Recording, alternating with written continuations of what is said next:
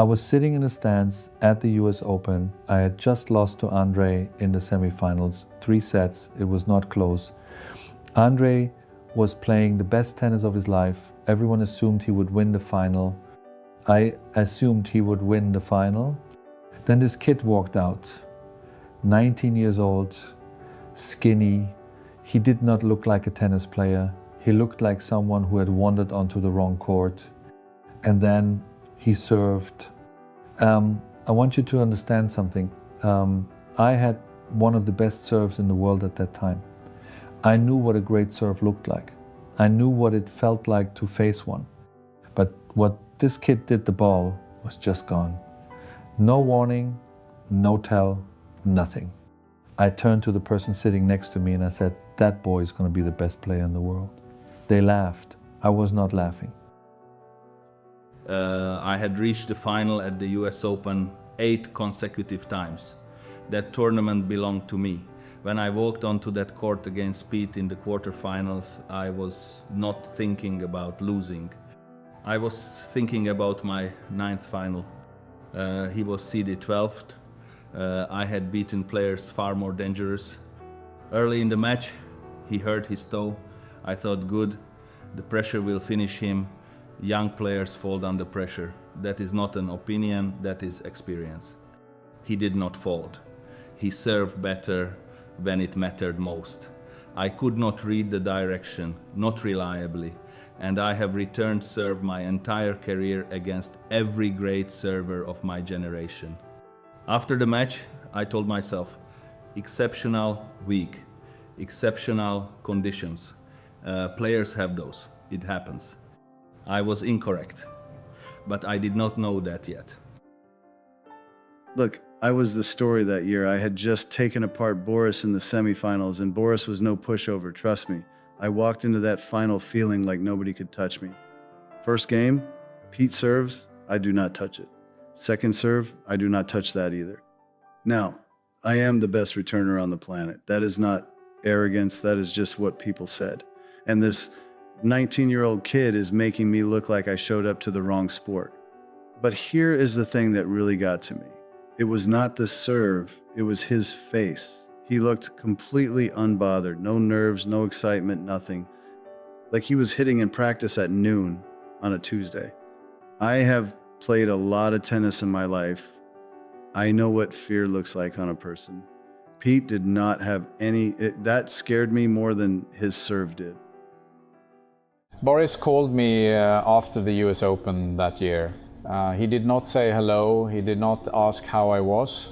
He just said, Stefan, that American kid, Pete, he is going to take everything. I said, Boris, he just won 1 tournament. Boris said, you did not see how he served. Now, Boris was not someone who gave that kind of respect easily. Not to anyone. He had beaten Lendl, he had beaten John, he had beaten me.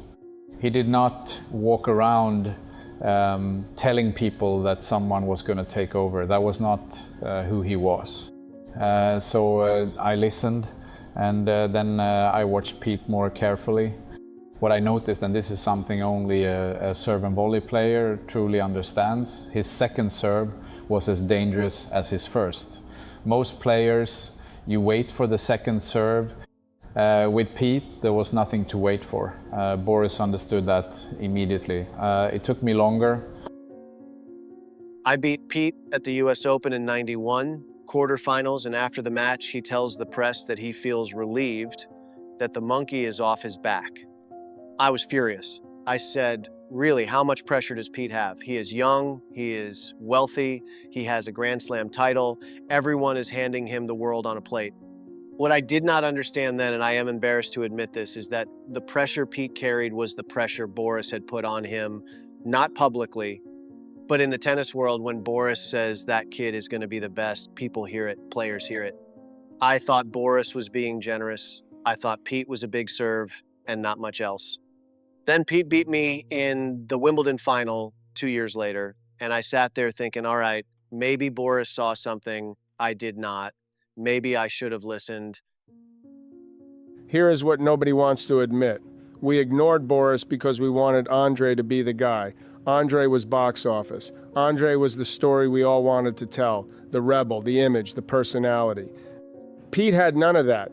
Pete showed up, served, won, and went home. Where is the drama in that? But Boris was out there saying, no, you are all missing it. This kid is different.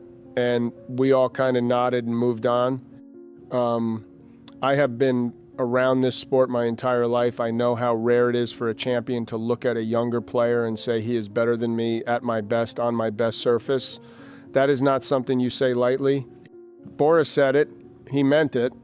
We were so busy asking why Pete was not more exciting that we almost missed he was becoming the greatest player any of us had ever seen.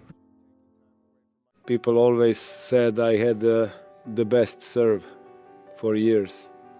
This is what people told me. And honestly, I believed them. Why not, right? Then I played Pete at Wimbledon, first final. I had watched him on tape, I had studied him. I thought, okay, I know what is coming. First service game, nothing, I know nothing. The ball goes somewhere and I am just standing there looking like a man who has never seen a tennis racket before in his life. After the match, I called my coach and I said, whose idea was it to watch the tape? Because the tape lied. Boris knew this from 1990. He said Pete's serve was the best he had ever faced. I needed to lose to Pete in a Wimbledon final to understand what Boris meant. Then I lost again. Then one more time, just to be sure. Boris was right. I just needed 3 Wimbledon finals to catch up with what he knew in 10 minutes. Boris was someone I respected deeply. Still do. He had won Wimbledon 3 times before I had won it once. When he said something about tennis, it meant something. I heard what he had said about me early on. I did not talk about it publicly, that was not really my style. But I heard it, what it did for me was not create pressure. It was more like someone who had actually been there, who knew what it cost, believed I could get there too. That is a different thing from a journalist saying, you are talented. Those years in 91 and 92, when I was inconsistent and people were questioning whether I was real, I thought about that. I thought about what Boris had seen. It was not pressure. It was something quieter than that. Someone who had been through it, who had stood on those same courts and won those same trophies, looked at me and did not flinch. That stays with you. It stayed with me. Wimbledon 95.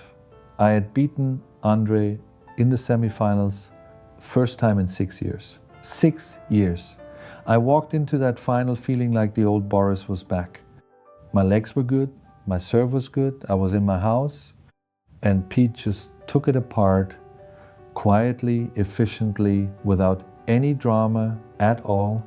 He did not celebrate, he did not pump his fist every point, he just kept serving, and I kept not breaking him, not once.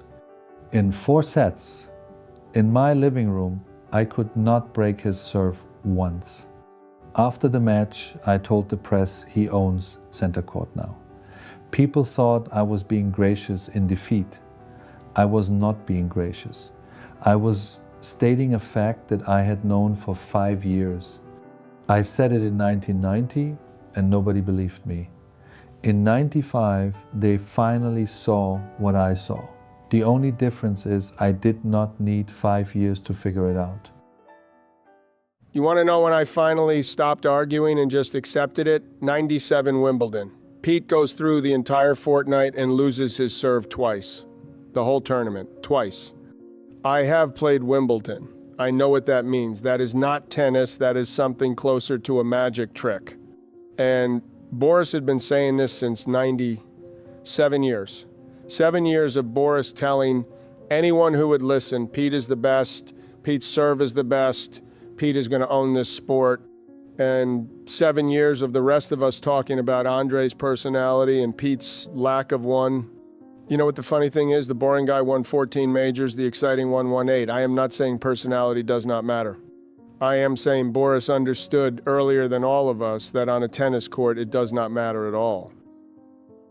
What Boris understood, and this took me longer to appreciate, was that Pete's game had no ceiling he could see. Most young players, even great ones, you can identify the limitation. You think his backhand will be a problem at the highest level, or his movement on clay will expose him, or the pressure of big matches will eventually get to him. You find the ceiling.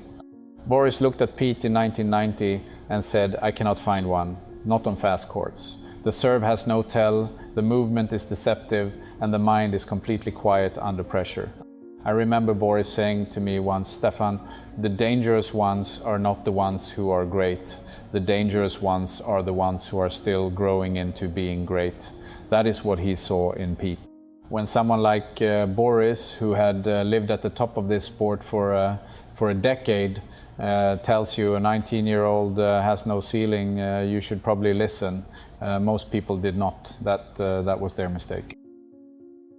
The moment I truly understood what Boris had seen, it was not a match I played against Pete. It was watching him play at the Australian Open in '95. His coach, Tim, was ill. Seriously ill. Brain tumor. Pete knew this going into the tournament, and he still went out there every single day and competed at the highest level. And then at one point during a match, he just broke down on the court, crying, right there in front of everyone. And then he won the match. I sat there watching that, and I thought, that is not just talent. That is not just a good serve. That is something Boris recognized in a 19-year-old kid that the rest of us completely missed. Boris said Pete was the best. I thought Boris was being generous. That afternoon in Melbourne, I finally understood Boris was just being accurate. 5 years late, but I got there. You know what the strange thing is about losing to Pete? It does not feel like losing. It feels like you did everything right and the result was still the same. The serve, okay, fine. But after the serve and the point was still going, he was calm, like the whole situation was completely normal to him. A Wimbledon final, center court, the biggest match of your life. And Pete looks like he is waiting for a bus. No emotion, no tension, just here is the next point, let us play it. I am an emotional player, everyone knows this. I feel everything, and Pete feels nothing, or if he does, nobody ever sees it. That is not normal, that is a weapon. Boris saw that weapon in 1990. It took me 3 finals to understand it was the most dangerous thing about him. After my 3rd final, I called Boris. I said, "You were right." He said, "Yes, I know." Then he laughed. Of course he laughed. I changed my assessment of Pete gradually. Not dramatically. I do not do things dramatically. In '93, he reached #1 and won 2 majors. I noted this. In '94, he won 2 more. I noted this also. By '96, when he had held #1 for several consecutive years, I had enough data to reach a conclusion.